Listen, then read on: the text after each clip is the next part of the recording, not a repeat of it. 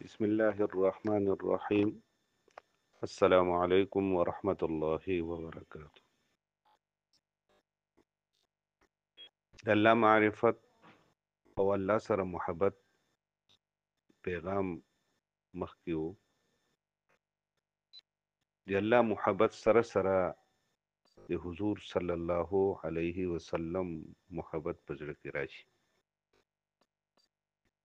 آیات مفهوم دی. الله رب العزت فرمایي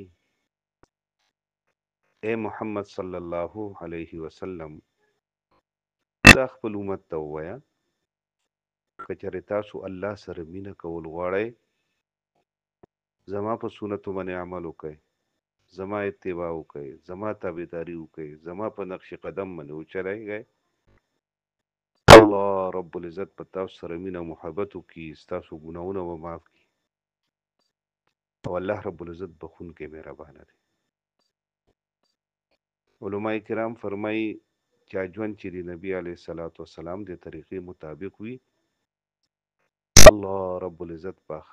د خپل محبوب جوړ کړي او چا ژوند چې د نبي علیه الصلاة وسلام د طریقو مطابق وي په دنیا کې نیک خلق په ده سره محبت کوونکي جوړ شي او چا ژوند چې د نبي علیه الصلاة وسلام د طریقو مطابق وي د مسلمانانو په زړونو کې به الله تعالی د محبت واچي او چا ژوند چې د نبي علیه الصلاة وسلام د طریقو مطابق وي په غیرو باندې به د روب وي. په دنیا کې چې څومره غیر مسلم دي په دې غیر مسلمو باندې به د روب وي. نن الله دې معاف کړي د غیر روب په مسلمانانو باندې دی او د هغې غټه وجه دغه ده چې مسلمانانو د نبي علیه الصلاة وسلام طریقې پرېښې دي او د غیرو طریقې اختیار کړي دي.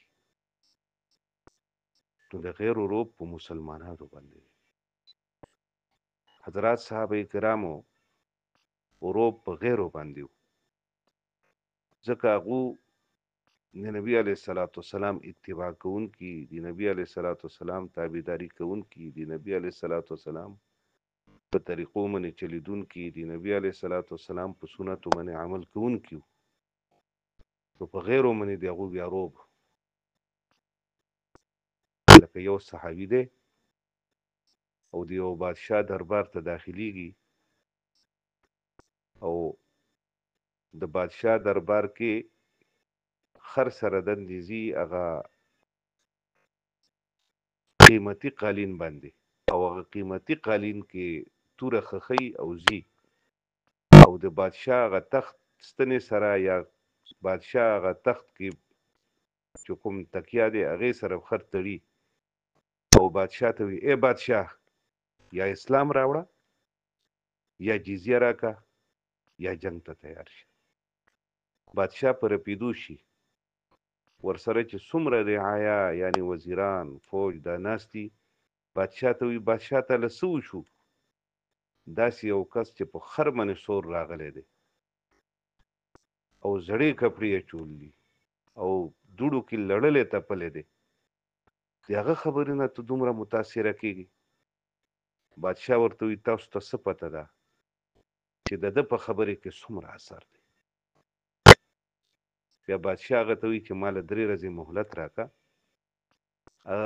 هغه صحابي ورته وي چې زه تا له 3 ورځې مهلت دی په 3 ورځو کې دندې به یا اسلام قبلای یا به جزیه راکولو ته تیارېږي او یا به جنگ ته تیارېږي. یو صحابي دی او بادشاه ته نه یېرېږي رپېږي ولې د سنتو مطابق د هغه زندګي وه د نبي علیه الصلاة وسلام په طریقو باندې د هغه ژوند و. نن که د نبي علیه الصلاة وسلام د طریقو مطابق زموږ زندګي جوړه شوه نو په غیرو باندې بیا زموږ روب د مسلمان روب به په غیرو باندې دې دپاره د نبي علیه الصلاة وسلام د طریقو مطابق خپل زندګي جوړول او د نبي علیه الصلاة وسلام سنت په خپل ژوند کې راویستل. الله رب العزت دې ما له هم په دې باندې عمل کولو توفیق راکړي